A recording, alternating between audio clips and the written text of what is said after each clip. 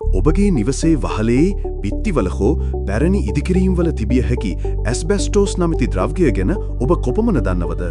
වරක ඉදිකිරීම් ක්ෂේත්‍රයේ ප්‍රාතිහාර්යයක් ලෙස සැලකුණු මේ ද්‍රව්‍ය අද වන විට නිහඬ මාරයෙකු බවට පත්වෙලා. එය ඔබේ ජීවිතයට බලපාන්නේ කෙසේද? අද අපි ඇස්බෙස්ටෝස් වල භයානක අහිතකර බලපෑම් ගැන කතා කරමු. ඇස්බෙස්ටෝස් යනු කුමක්ද?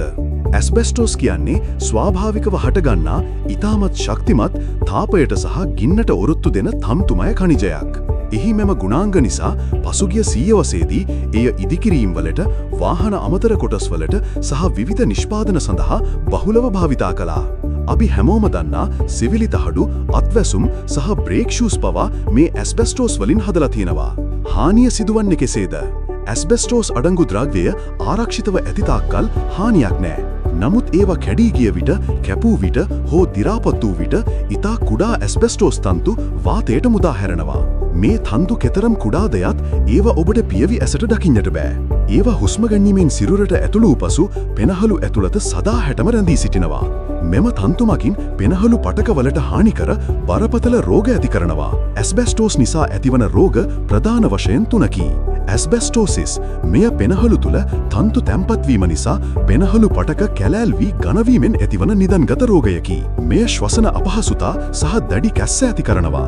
මෙසෝතීලියෝමා මෙය ඉතා දුර්ලභ නමුත් ඉතා දරුණු පිළිකා වර්ගයක් වන අතර පෙනහළු, හදවත හෝ උදරය වටා ඇති ස්තරවලට බලපානවා. මෙම පිළිකාවට ප්‍රධානම හේතුව ඇස්බෙස්ටෝස් බව වෛද්‍යවරුන් පවසනවා. පෙනහළු පිළිකා, ලං කැන්සර්, ඇස්බෙස්ටෝස් වලට නිරාවරණය වූ පුද්ගලයින්ට පෙනහළු පිළිකා ඇතිවීමේ අවදානම විශාල වශයෙන් ඉහළ යනවා. විශේෂයෙන් දුම්පානය කරන පුද්ගලයින්ගේ මෙම අවදානම තවත් වැඩි වෙනවා. රෝග ලක්ෂණ ප්‍රමාදවීම. මේ රෝගවල භයානකම කරුණු තමයි රෝග ලක්ෂණ මතුවීමට ඉතා දිගු කාලයක් ගතවීම.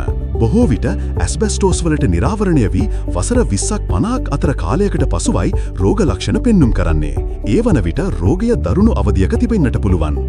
දැනට පවතින තත්ත්වය සහ ආරක්ෂිත ක්‍රම ඇස්බෙස්ටෝස් වල භයානකකම නිසා ලෝකයේ බොහෝ රටවල් එහි භාවිතය තහනම් කර තිබෙනවා. නමුත් පැරණි ගොඩනැගිලිවල, විශේෂයෙන් අපේ රටේ පැරණි නිවාසවල තවමත් ඇස්බෙස්ටෝස් තිබෙනවා.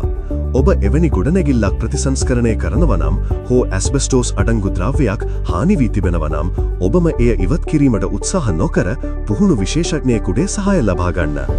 ඒ වගේම ආරක්ෂිත ක්‍රමවේද අනුගමනය කිරීමෙන් ඔබේ සෞඛ්‍යය ආරක්ෂා කරගන්න. දැන් අපි බලමු ලංකාව තුළ ඇස්බෙස්ටෝස් තහනම් කිරීමට ගත් උත්සාහයට මොකද වුණේ කියලා. භාවිතයට ගැනෙන සෑම ඇස්බෙස්ටෝස් වර්ගයක්ම ඇස්බෙස්ටෝසිස් නැමැති රෝගී තත්ත්වය ඇති කිරීමට හේතු වන බව මෙන්ම ඇස්බෙස්ටස් මිනිස් පිළිකාරකයක් බව මේ වන විට ස්ථිර වශයෙන්ම තහවුරු වී ඇති බව මෙහිදී අනාවරණ කෙරෙනවා. පාසල් ගොඩනැගිලි සහ අනිකුත් රාජ්‍ය ගොඩනැගිලි සඳහා ඇස්බෙස්ටස් නොවන සෙවිලි තහඩු භාවිතය සම්බන්ධයෙන් මෙන්ම වාහන බ්‍රේක් තහඩු, ක්ලච් තහඩු, ගෑස් කට්, ඇස්බෙස්ටස් කඹ වැනි සියලු ඇස්බෙස්ටස් ආශ්‍රිත නිෂ්පාදන තහනම් කිරීම සම්බන්ධයෙන් මෙහිදී අවධානය යොමු කරනු ලැබුවා. එමෙන්ම දැරිය හැකි මිල ගණන් වලින් ගුණාත්මක විකල්ප ඇති කිරීම සහ ඒවා භාවිතය සම්බන්ධයෙන් ජනතාව දිරිගැන්වීමද මෙහිදී සාකච්ඡාවට බඳුන් වුණා. ඇස්බෙස්ටස් ඒ වගේම පොලිතීන් මේවා මම දකින්න මීට කලින් තීන්දුව ගන්න තිබුණු දේවල් රජයක් විදියට. අංශ දෙකක් තියෙනවා මේ ප්‍රතිපත්තිය ක්‍රියාත්මක කිරීමේදී. එකක් තමයි මූලික වශයෙන් ජනතාව දැනුවත් කිරීම ඇස්බෙස්ටස් භාවිතයෙන් සිදුවන හානිය පිළිබඳව සෞඛ්‍යමය වශයෙන් බලපාන කාරණා. දෙවෙනි කාරණේ තමයි ඇස්බෙස්ටස් නිෂ්පාදනය සහ අලවිය සම්බන්ධයෙන් අපි රජයක් විදිහට අදාළ ආයතන සමග සාකච්ඡා කරලා ඒවා අවම කිරීම, පාලනය කිරීම, ඒ වගේම අපි තීන්දුව කරන කාලයක් තුල සම්පූර්ණයෙන් ඉවත් කිරීම කියන වැඩපිළිවෙල අඛණ්ඩව ගෙන යෑම. විශේෂයෙන් බලන්න ඕනේ පොදු මහ ජනතාවට මේකෙන් අවහිරයක් වෙනවද? ඒගොල්ලන්ට කොහොමද මේ ඉස්සරහට බලපාන්නේ යන්නේ? ඒක ගැන මොකක් අපි හිතන්න ඕනේ. මෙරටින් යවන ලද තේ බහලුමක තිබී පසුගියදා කුරුමිනියකු හමුවීමත් සමග ශ්‍රී ලංකාවෙන් ආනයනය කරන ලද තේ සහ සෙසු වැවිලි නිෂ්පාදන තාවකාලිකව තහනම් කිරීමට රුසියාව පියවර ගත්තා. ට්‍රෝගෝඩර්මා ග්‍රානේරියම් යන විද්‍යාත්මක නාමයෙන් හඳුන්වන දෙම කුරුමිනියා සම්බන්ධයෙන් කරුණු වාර්තා කර තිබුණේ ඒ රට කෘෂිකර්ම ආරක්ෂණය සඳහා වන ආයතනය විසින්. මෙවැනි පසුබිමක ලබන ජනවාරි මාස පළමුවනදා සිට ක්‍රියාත්මක කිරීමට නියමිතව තිබූ සුදු ඇස්බෙස්ටස් තහනම තාවකාලිකව ඉවත් කිරීමට කැබිනට් මණ්ඩලය තීරණය කර තිබෙනවා. රජය මීට පෙර මෙම තහනම පැනවීමට තීරණය කර තිබුණේ මිනිස් සිරුරට අහිතකර පිළිකාකාරක පවතින බවට කරුණු දක්වමින්.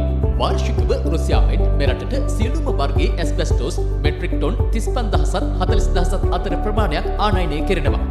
මෙරට ඇස්බෙස්ටස් නිෂ්පාදනය සඳහා අමුද්‍රව්‍ය සැපයුම්කරුවන් අතර රුසියාවට මුල් තැනක් හිමිවන අතර වාණිජ්‍ය හා වෙළඳ කටයුතු අමාත්‍යාංශ දත්තවලට අනුව පසුගිය වසරවලට සාපේක්ෂව මේ වසරේ රුසියාවෙන් සිදු කරන ඇස්බෙස්ටස් ආනයනයේ කැපී පෙනෙන පහත වැටීමක් සිදුව තිබෙනවා. මේ අතර අද පැවති කැබිනට් තීරණ දැනුම් දීමේ මාධ්‍ය හමුවට එක්වමින් වැවිලි කර්මාන්ත අමාත්‍ය නවීන් දිසානායක මහතා සඳහන් කළේ නිල නොලත් වාර්තාවලට අනුව රජය ඇස්බෙස්ටස් තහනම් කිරීමට ගත් තීරණය සහ රුසියාව තේ මිලදී ගැනීම ප්‍රතික්ෂේප කිරීම අතර සම්බන්ධයක් පවතින බවයි. කප්රා කුමියාගේ සජීවි කීටයකු බීටල් කෙනෙකුත් නෙවෙයි. ශිලාවරකක් තමයි පැකේජින් එකේ තියලා තියෙන්නේ. කන්ටේනර් එක තුල අනිකුත් පරායවන් හරහා මේ කුමියා ඇතුල් වෙන්න පුළුවන් කියන මතය තමයි අපි පිට මේ ප්‍රශ්නේ ඉතාමත් ඉක්මනින් निराකරණය කරන්න පුළුවන්. අපගේ තේවලට රුසියාවේ මාකට් එකේ යම්කිසි අහිතකරභාවයක් ඇති වෙයි කියලා මම පිළිගන්නවා. ඉතින් මේක අපිට සති දෙක තුනක් ඇතුළත විසඳ ගන්න පුළුවන් නම් මම හිතන්නේ විශාල අහිතකර තත්ත්වයක් අපිට වෙනවා කියලා. අඩු වෙනවා කියන්නේ අපේ මාකට් එකට අපේ නිෂ්පාදනයට විශාල හානියක් ඇති වෙනවා. මේ තත්ත්වයේ උඩ අපිට නොයෙකුත් ආරංචියාවන් නිල නොවන මට්ටමින් මෙම බෑන් එක හා ඇස්බෙස්ටස් සම්බන්ධ එකතුවක් තියෙනවා කියලා. ශ්‍රී ලංකාව තුළ ඇස්බෙස්ටස් නිෂ්පාදන භාවිතය සහ ඇස්බෙස්ටස් නිෂ්පාදනය සඳහා අවශ්‍ය අමුද්‍රව්‍ය මෙරටට ආනයනය කිරීමට අදාළව 2018 දින සිට ක්‍රියාත්මක කිරීමට නියමිතව තිබූ සීමා කිරීම පිළිබඳ තීරණය ක්‍රියාවට නැංවීම අත්හිටුවීමට අමාත්‍ය මණ්ඩලය විසින් තීරණය කරන ලද්දේ. ඔබතුමා පැහැදිලි කරන විදිහට ඇස්බෙස්ටස් සහ තේ අතර සම්බන්ධයක් තියෙනවා. මේ ප්‍රධාන එක්ස්පෝර්ට් එක තමයි රුසියාවට තේ. ඒගොල්ලන් මෙහාට එවනවා ඇස්බෙස්ටස්. හරි. ඉතින් ඔබතුමාලා තේරුම් ගන්න මෙතන තියෙන සම්බන්ධය මොකක්ද කියලා. ඇස්බෙස්ටෝස් කියන්නේ අදටත් අපේ සමාජය තුළ පවතින නිහඬ තර්ජනයක්. මේ පිළිබඳව දැනුවත් වීමෙන් සහ නිවැරදි ක්‍රියාමාර්ග ගැනීමෙන් අපිට අපේ සහ අපගේ ආදරණීයන්ගේ ජීවිත ආරක්ෂා කරගන්න පුළුවන්. මේ වගේ තවත් වැදගත් තොරතුරු ගැන දැනගන්න අපේ channel එක subscribe කරන්න අමතක කරන්න එපා.